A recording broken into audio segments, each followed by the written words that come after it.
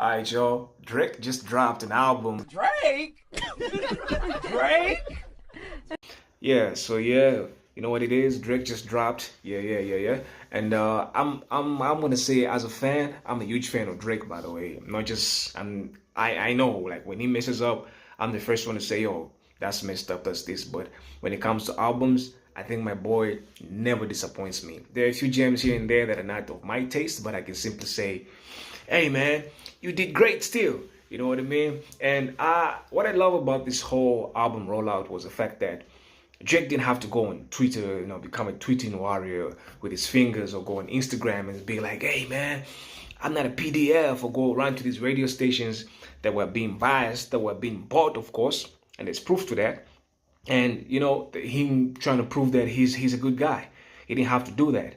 He put us in the whole simulation where he put us on a run, like from the word go, from the album rollout, from the Iceman episodes. You know what I mean? He put us in there just to have a glimpse, to walk step by step with him on how he's going to drop this album and what's coming.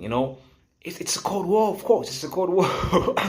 That's all I can say. But other than that, my takeaway from this is, when you go into war with your enemies, you gotta use strategy and not emotion.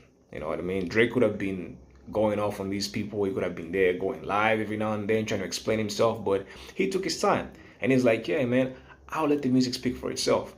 And that's what I love about this whole album. So Drake, man, from this album, I'll say Janice. I posted that on my WhatsApp. Janice is like one of those gems, man. I mess with the whole album. I wouldn't say, man, there's some skips. I mean, on the one that's like upbeat, where it's like Afro or dance type of music, I would say there are a few skips here and there, but the other two, man, fire. The R&B one and the hip hop one, I mess with those gems, man. So I would say Drake, my God.